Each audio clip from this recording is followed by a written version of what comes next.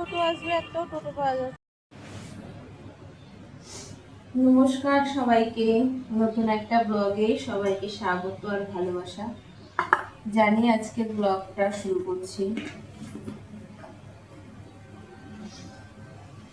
এখন বাজে 7টা, 6টার সময় উঠেছি। উঠে মুখ টুক ধুয়ে ভাত বসিয়ে দিয়েছি। থালা বাসন ছিল কটা, সেগুলো মেজেছি। কালকে না আর পারছিলাম না, হাতে পায়ে খুব যন্ত্রণা করছিল, এজন্য কালকে খেয়ে আর রাত্রিবেলা মাজিনি। এখন এই থালা বাসন মেজে চলে এসেছি রান্নাঘরে। আর এখন যেহেতু ছেলে প্রত্যেক দিন বেরোবে, এর জন্য রান্না করতে হবে সকালবেলা। ও অন্য সময় যখন কিছু করতো না, তখন ওর মানে ঘুম থেকেই উঠতো কত দেরি করে। স্কুলে যাওয়ার সময় আবার তাড়াতাড়ি উঠে পড়তো। যাই হোক, ওর পড়াশোনাটা এখন বন্ধ করতে হলো, তবে পরে কি করব সেটা দেখছি। এখন আপাতত আমার সময় খারাপ, এর জন্য ওর চাকরি খুঁজেছে, করতে থাকুক। আমার ভাই যেভাবে পরীক্ষা দিয়েছে, আমারও ইচ্ছা আছে ওইভাবে ও যাতে পরীক্ষাটা দেয়। ইচ্ছা আছে, এবার ভগবান কি করবে আমি জানি না, সবই ভগবানের হাতে।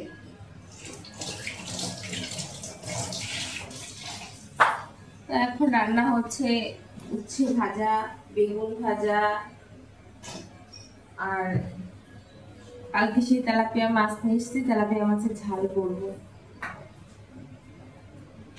আজকে অনেক বাইরের কাজ আছে, বাইরের কাজগুলো করতে হবে আজকে।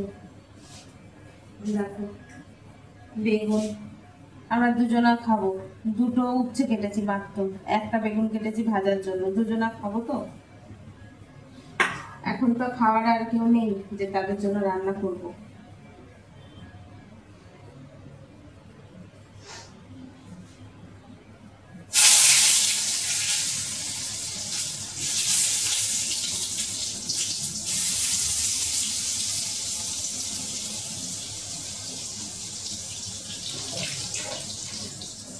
চলো, রান্না করতে করতেই যদি বক বক করি এত, তাহলে পরে আর কি কথা বলবো।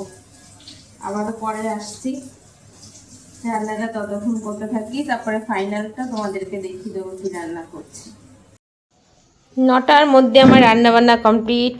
দেখো, ফাইনালি মাছের ঝাল, আর এখানে হচ্ছে বেগুন ভাজা, উচ্ছে ভাজা, রুটি করলাম, খেয়ে যাবে যা। যে রুটি আর কালকের রাত্রের তরকারি, এটা গরম করলাম। চলো ছেলেকে আগে খেতে দিয়ে দিই। ছেলের টিফিন রেডি করে দিলাম, খেতেও দিয়ে দিয়েছি, রুটি আর তরকারি খাচ্ছে। রান্না বান্নার ঝামেলা মিটে গেছে, এবার মানে একটু রেস্ট করে এবার হচ্ছে কাজে হাত দেবো।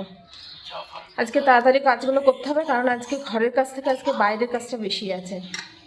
বাইরের কাজে যাব, মানে বাইরে ব্যাংকে যাব, তারপরে ওই যে বললাম চেনটা আজকে দিয়ে আসবো দোকানে, টাকা নিয়ে আসতে হবে, নাহলে চলতে পারছি না।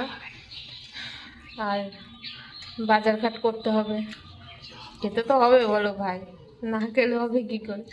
আমার এমন দিনকাল পড়েছে, এখন চেন বন্ধ অবধি খেতে হবে, কিছু করার নেই, কিচ্ছু করার নেই।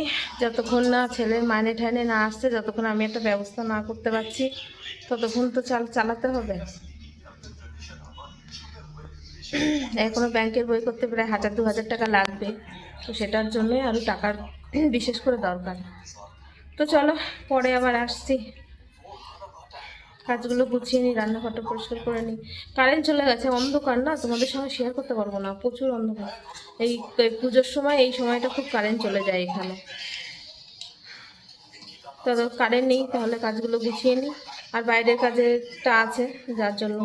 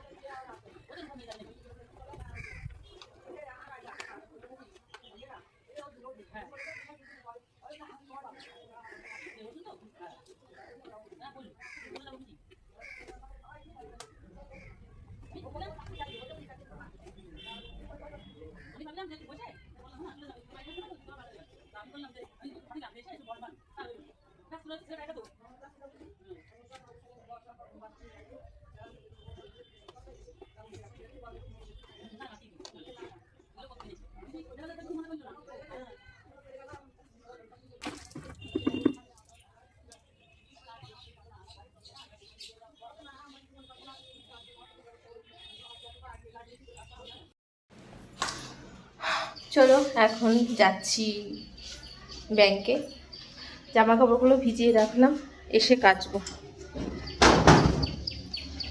ব্যাংকের থেকে ঘুরে আসি, যে বললাম টাকা লাগবে, টাকা তুলবো আর ব্যাংকে যাব ছেলের বইয়ের জন্য।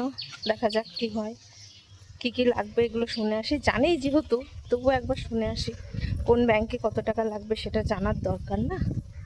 তো চলো যাই। ব্যাংকের কাজগুলো মিটিয়েছি, এখন যাচ্ছি মথুরে। চলো ব্যাংকে কি হলো না হলো সেটা বাড়িতে গিয়ে বলছি। এখন প্রচন্ড টানা রোদ, এখন কাজ মিটিয়ে যাচ্ছি বাড়ির দিকে। বাবা কত দেরি হয়ে গেল। কখন টোটো আসবে, একটাও টোটো পাওয়া যাচ্ছে না।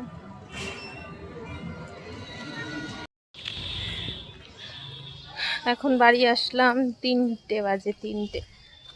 মাথায় প্রচণ্ড যন্ত্রণা করছে, রোদের মধ্যে ঘুরে ঘুরে সেই কটায় বেরিয়েছিলাম আর এখন আসলাম। মুখ দিয়ে যেন আর কথা বেরোচ্ছে না। বাবারে, এই হাইট হয়ে গেছে নাকি কে জানে। এখন জল খাবো, এত হ্যাপা এত হ্যাপা, আর পাচ্ছি না। মাথায় প্রচণ্ড যন্ত্রণা করছে, সেই ব্যাংক খুঁজতে খুঁজতে আমার কত দেরি হয়ে গেল। লাস্টে সেই বন্ধন ব্যাংকে গেলাম, বন্ধন ব্যাংকে বলছে ওখানে হবে। এখন বাবা আমি যখন বন্ধন ব্যাংকে বই করেছি তখন হচ্ছে 5,000 টাকা ছিল, আর এখন বলছে বই করতে গেলে 10,000 টাকা লাগবে। এখন কিচ্ছু করার নেই, টাকা নিয়ে আসলাম, বইটা তো করতে হবে। আর জিরো ব্যালেন্সের ওদিকে খুঁজছিলাম, বলছে আগস্ট মাস থেকে সিস্টেম পাল্টে গেছে, এখন সব ব্যাংকেই টাকা লাগছে। যাই হোক, ওর বন্ধন ব্যাংকটা ভালো, অসুবিধা নেই, যার জন্য বলেছে যে আপনি টাকা তুলে নিতে পারবেন, 5,000 টাকা তুলে নিতে পারবেন। কষ্ট কষ্ট করে দিই, তারপরে যা হয় হবে, ঠিক আছে। তো চলো একটু ফ্রেশ হয়ে নিই। ঘরে কোনো কাজ হয়নি, ঘর মুছিনি, কিচ্ছু করিনি, মানে ঘরটা মুছিনি, এখনো জামা কাপড় রয়েছে। 3টে বাজে, এখন কখন কি করব। ভাবছি স্নান করে নিই, তারপর একটু রেস্ট ফ্রেস্ট করে আবার পরে বিকেলে কাচাকুচি করবো, এখন আর হবে না। এখন স্নান করে খেয়ে নিই, প্রচণ্ড খিদে পেয়েছে, প্রচণ্ড খিদে পেয়েছে। শরীর আর দিচ্ছে না, এত মাথা যন্ত্রণা করছে। এখন স্নান না করলে না, একটু না শুলে আর চলবে না, ভালো লাগছে না। যা বাকি কাজ আছে বিকেলে করব। আর তার মধ্যে দেখছি ভিডিওতে কপিরাইট পড়েছে, কোথা দিয়ে পড়েছে বুঝতে পারছি না, এটা আবার ঠিক করতে হবে। স্নান টান করে আসি, তারপরে আপলোড দেবো। চলো, এখন আসলাম স্নান করে।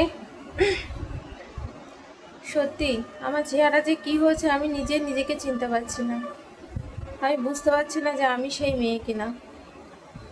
এত বাজে অবস্থা হয়েছে, চুলগুলো খারাপ হয়ে গেছে। কি শ্যাম্পু ইউজ করছি কে জানে, শ্যাম্পু ইউজ করে চুলও খারাপ হয়ে গেছে। শরীরটা ভালো লাগছে না জানো, আর ইচ্ছা করছে না, আর ব্লগ বড় করবো না। হচ্ছে এখন একটু খাবো, খেয়ে দিয়ে শুয়ে পড়বো।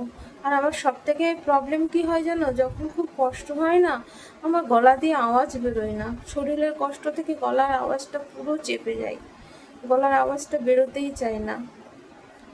তো ভিডিওটা কেমন লাগলো তোমরা সবাই কমেন্ট করে জানাও। আর চোখ মুখের যে অবস্থা সে তো দেখে তো বুঝতেই পারছো। তবে নিজেকে সামলানোর অনেক চেষ্টা করছি, সামলে উঠতে পারছি না, একটু সময় লাগছে। আমি কেন পারছি না আমি বুঝতে পারছি না, কেন সামলাতে পারছি না।